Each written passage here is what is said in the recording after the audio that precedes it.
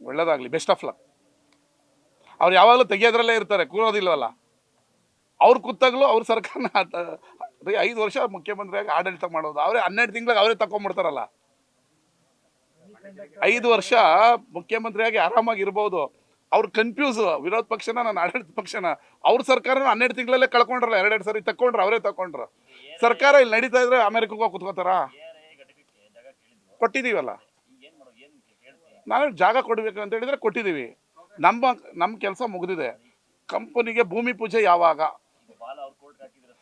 Ball ನಾನು ಅವತ್ತು ಹೇಳ್ತೇನೆ, ಇವತ್ತು ಹೇಳ್ತೀನಿ, ಅವರು ನಮ್ಮ ಗೌರವಾನ್ವಿತ ಕೇಂದ್ರ ಮಂತ್ರಿ MP. ನಾವು ಜಾಗ ಕೇಳಿದ್ರು, ನಿಮ್ಮನ್ನು ಕರ್ಕೊಂಡೋಗಿ 2 ಕಡೆ ಜಾಗ ತೋರಿಸಿದ್ದೀವಿ, ಜಾಗನೂ ಬಿಟ್ಕೊಟ್ಬಿಟ್ಟಿದ್ದೀವಿ. ನಾವು ಬಾಲ್ ಅವ್ರು ಕೊಟ್ಟಲ್ಲ, ಅದೆಲ್ಲ ನನಗೆ ಇಂಟ್ರೆಸ್ಟ್ ಇಲ್ಲ. ನನ್ನ ಕ್ಷೇತ್ರ, ನನ್ನ ಜಿಲ್ಲೆ, ನನ್ನ ತಾಲೂಕು ಅಭಿವೃದ್ಧಿ ಆಗಬೇಕು. ಕಂಪ್ನಿ ಬಂದರೆ ಒಂದಷ್ಟು ಜನಕ್ಕೆ ಉದ್ಯೋಗ ಆಗ್ತದೆ, ಆಗಲಿ ಮಾಡಲಿ, ನಾವು ಸಹಕಾರ ಕೊಡ್ತೀವಿ, ಭೂಮಿ ಪೂಜೆಗೂ ನಾವು ಹೋಗ್ತೀವಿ ಅಂತ ಹೇಳ್ತಾ ಇದೀವಲ್ಲ. ಅಮೆರಿಕನೂ ಮುಗೀತು, ಸೆಮಿಕಂಡಕ್ಟರ್ ಮುಗೀತು, ಈಗ ಹೊಸದು DRA, ಇದು ARI, ಈಗ ಜಾಗ ಕೊಟ್ಟಿದ್ದೀವಿ. ನೋಡೋಣ ಇನ್ನೂ ಎಷ್ಟೆಷ್ಟು ಪಿಕ್ಚರ್ಗಳು ಬರ್ತಾ ಇರ್ತದೆ. 100% ಮೂಲ ಸೌಕರ್ಯದಿಂದ ಹಿಡಿದು ಎಲ್ಲ ಒಂದು ಜಾಗ ಕೊಟ್ಟ ಮೇಲೆ ಇನ್ನು ಮಿಕ್ಕಿದ್ ಕೊಡಲ್ವಾ? ನಮ್ಮ ಮಂತ್ರಿಗಳೇ ಲೆಟ್ರ್ ಬರ್ದಿಲ್ವಾ MB ಪಾಟೀಲ್ ಅವರು ಜಾಗ ತಗೊಳ್ಳಿ ಅಂತ? ಇದು ಈಗ ಹೇಳ್ತವ್ರ, ಈ ಥರ ಹೇಳ್ತವ್ರ? ಜಾಗ ಒತ್ತುವರಿ ಇದ್ರೆ ಬಿಡಿಸಿ, ಜಾಗ ಕೊಡೋಕ್ಕೆ ನಾವು ರೆಡಿ ಇದೀವಿ. ನಮ್ಮ ಮೇಲೆ ನಿಮ್ಮ ಬಾಲ್ ಹಾಕಕ್ಕೆ ಬೇಡಿ, ಜಾಗ ಕೊಡಕ್ಕೆ ರೆಡಿ ಇದೀವಿ, ಭೂಮಿ ಪೂಜೆ ಫಿಕ್ಸ್ ಮಾಡಿ ಅಂತ ನಾವು ಹೇಳ್ತಾರದು. ಗೊತ್ತಿಲ್ಲ ನನಗೆ. ಅಲ್ಲ, ನಿಮ್ಗೆ ಪಿತ್ರ ಪ್ರಶ್ನೆ ಉತ್ತರ ಎಲ್ಲ ನಿಮ್ಮ ಹತ್ರ ಇದೆ. ಅಮೆರಿಕ ಕಂಪ್ನಿ ಹೋಯ್ತು, ಸಾಫ್ಟ್ವೇರ್ ಕಂಪ್ನಿ ಹೋಯ್ತು, ಅಮೆರಿಕ ಕಂಪ್ನಿ ಹೋಯ್ತು, ಈಗ ಹೊಸದೊಂದು ಸ್ಟಾರ್ಟ್ ಆಗಿದೆ. ಈ ಕಂಪ್ನಿ ಯಾವಾಗ ಆರಂಭ ಆಗಲಿ ಅಂತ ನಾನು ಪ್ರಾಮಾಣಿಕವಾಗಿ ಹೇಳ್ತಿರೋದು. ಆಗಲಿ, ಮಂಡ್ಯ ಇಂಪ್ರೂವ್ ಆಗಲಿ. ರಾಜಕೀಯ ಟೀಕೆಗಳಿಗೆ ನಿಲ್ಲೋದು ಬೇಡ, ಮಂಡ್ಯ ಇಂಪ್ರೂವ್ ಆಗಲಿ. ರಾಜಕೀಯ ಟೀಕೆಗಳಿಂದಾಗಿ ಯಾವ ಕಾರ್ಖಾನೆನೂ ತರೋಕ್ಕಾಗಲ್ಲ, ಏನು ಮಾಡೋದಕ್ಕಾಗಲ್ಲ. ನಾನು ಕುಮಾರಸ್ವಾಮಿ ಅವರಿಗೆ ಸಂಪೂರ್ಣ ಬೆಂಬಲ. ಕಾರ್ಖಾನೆ ತರೋ ವಿಚಾರದಲ್ಲಿ 100ಕ್ಕೆ 100% ನಾನು ಅವ್ರ ಪರ ಇದ್ದೀನಿ. ಅವ್ರಿಗೆ ಭೂಮಿ ಕೊಡೋಕೆ ರೆಡಿ ಇದ್ದೀನಿ. ಈಗ ಬೇರೆ ತಾಲೂಕವ್ರು ಯಾರು ನಾನು ಕೊಡ್ತೀನಿ ಅಂತ ಹೇಳಲ್ಲ, ನಾನು ಕೊಡೋಕೆ ರೆಡಿ ಇದ್ದೀನಿ, ಜಾಗ ಕೊಟ್ಟಿದ್ದೀನಿ, ಜಾಗ ತೋರ್ಸೋಕೆ ರೆಡಿ ಇದ್ದೀನಿ. ಅವ್ರು ಸುಮ್ಮನೆ ಟೀಕೆ ಮಾಡ್ತಾಯಿದ್ರೆ ನನ್ನ ಹತ್ರ ಉತ್ತರ ಕೊಡೋಕೆ ನನ್ನ ಹತ್ರ ಟೈಮ್ ಇಲ್ಲ. ನನಗೆ ಅಭಿವೃದ್ಧಿ ಕೆಲಸ ಮಾಡಬೇಕು, ಜಾಗ ಕೊಡೋಕೆ ರೆಡಿ ಇದ್ದೀನಿ. ನಮ್ಮ ಹುಡುಗರಿಗೆ ನಿರುದ್ಯೋಗ ಸಮಸ್ಯೆ ಬಗೆಹರಿಬೇಕು. Let it be. ಅವರು ಕೂಡ ಇದೇ ಹೃದಯವಂತಿಕೆಯಿಂದ ಕಾರ್ಖಾನೆ ಸ್ಥಾಪನೆ ಮುಂದೆ ಬರಲಿ. ನಾನು ಟೀಕೆ ಮಾಡ್ತಾಯಿಲ್ಲ, ಚಾಲೆಂಜ್ ಮಾಡ್ತಾಯಿಲ್ಲ. ಅವ್ರು ಕೇಂದ್ರ ಮಂತ್ರಿ, ಅವ್ರ ಕೈಲಿ ಆಗುತ್ತೆ. ನಾನು ಕುಮಾರಸ್ವಾಮಿಯವರು ಶಾಶ್ವತ ಅಧಿಕಾರದಲ್ಲಿ ಇರಲ್ಲ, ಆದರೆ ನಾವು ಮಾಡೋದು ಶಾಶ್ವತ ಉಳಿಯುತ್ತೆ. 300 ಉತ್ಸವ ಶಾಶ್ವತ ಉಳಿಯುತ್ತೆ. ರವಿಕುಮಾರ್ MLA ಇರಲಿ, ಇಲ್ಲದೇ ಇರಲಿ, ಬರೋರು ಅದನ್ನು ಕಂಟಿನ್ಯೂ ಮಾಡ್ಕೊಂಡು ಹೋಗ್ತಾರೆ. ನಾನೇನು 100 ವರ್ಷ ಬದುಕಿರಲ್ಲ, 1000 ವರ್ಷ ಇಲ್ಲೇನು ಗೂಟ ಹೊಡ್ಕೊಂಡಿರಲ್ಲ.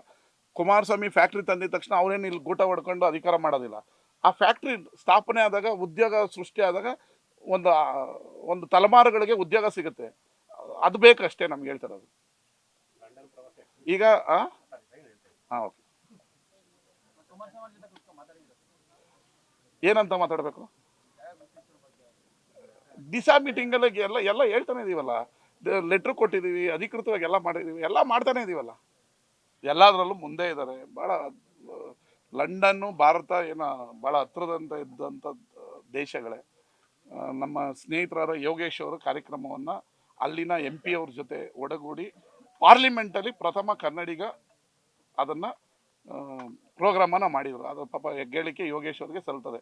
ಲಂಡನ್ನಲ್ಲಿ ಹೋಗಿ ಆ ಪಾರ್ಲಿಮೆಂಟಲ್ಲಿ ಆ MP ಜೊತೆ ಒಡಗೂಡಿ ಇವ್ರ ಸಂಸ್ಥೆ ಅವ್ರ ಸಂಸ್ಥೆ ಮಾಡೋದು ಅಷ್ಟು ಈಸಿ ಅಲ್ಲ, ವೀಸಾ ಸಿಗಲ್ಲ. ಆ ಪಾರ್ಲಿಮೆಂಟ್ನ ಅನುಭವವೇ ಒಳ್ಳೆ ಉತ್ತಮವಾಗಿದೆ.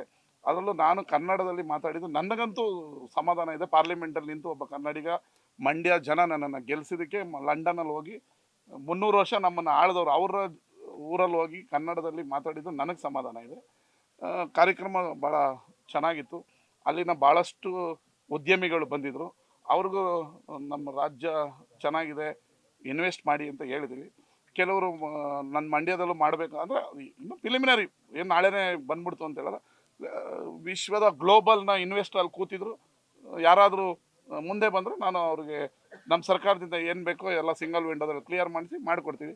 ಈ ನಾವು ಶಾಸಕರಂದಿದ ತಕ್ಷಣ ಬರೀ ನಮ್ಮ ಕ್ಷೇತ್ರದಲ್ಲಿಗಿಂತ ನಮ್ಮ ತಾಲೂಕರನ್ನ ಗ್ಲೋಬಲ್ ಮಟ್ಟದಲ್ಲಿ ಗುರುತಿಸ್ಬೇಕಾದ್ರೆ ನಾವು ಈ ರೀತಿ ವಿದೇಶಗಳಿಗೆ ಹೋಗಿ ನಮ್ಮ ತಾಲೂಕು, ನಮ್ಮ ಜಿಲ್ಲೆ ಅಂದರೆ ಏನು ಅನ್ನೋದನ್ನು ನಾವು ತಿಳುವಳಿಕೆ ಹೇಳಿದಾಗ ನಮ್ಮ ವ್ಯವಸ್ಥೆ ಚೆನ್ನಾಗಿ ಕಾಣ್ತದೆ. ಅದು ಅದನ್ನು ಪ್ರಾಮಾಣಿಕವಾಗಿ ನಾನು ಮಾಡ್ತಾಯಿದ್ದೀನಿ. ಇದು ನಾನು ಇದು ನಂದು 2ನೇ ಟೂರ್. ಅಮೆರಿಕಕ್ಕೆ ಹೋದಾಗಲೂ ನಾನು ಮಂಡ್ಯನ ರೆಪ್ರೆಸೆಂಟ್ ಮಾಡಿದ್ದೆ, ಮೊನ್ನೆನೂ ರೆಪ್ರೆಸೆಂಟಿವ್ ಆಗಿದೆ. ಇದು ನಮ್ಮ ತಾಲೂಕು, ನಮ್ಮ ಜಿಲ್ಲೆಯ ಹೆಸರು ಭಾಳ ಗಗನ ಎತ್ತರಕ್ಕೆ ಹೋಗೋದು ಭಾಳ ನೋಡೋದಕ್ಕೆ ನನಗೆ ಸಂತೋಷ ಆಗುತ್ತೆ. ನಿರ್ಭೀತ, ನಿಷ್ಪಕ್ಷಪಾತ, ವಿಶ್ವಾಸಾರ್ಹ ಸುದ್ದಿಗಳಿಗೆ ಮತ್ತೊಂದು ಹೆಸರಾಗಿರುವ ನ್ಯೂಸ್ 18 ಕನ್ನಡ ಈಗ ಆಪ್ನಲ್ಲೂ ಲಭ್ಯವಿದೆ. ದಯವಿಟ್ಟು ಇಲ್ಲಿರುವ QR ಕೋಡ್ ಸ್ಕ್ಯಾನ್ ಮಾಡಿಕೊಂಡು ಆಪ್ ಡೌನ್ಲೋಡ್ ಮಾಡೋದಕ್ಕೆ ಮರಿಬೇಡಿ. ನಿಮ್ಮ ಬೆಂಬಲ ಹೀಗೆ ಸದಾ ನಮ್ಮೊಂದಿಗಿರಲಿ. ಧನ್ಯವಾದ.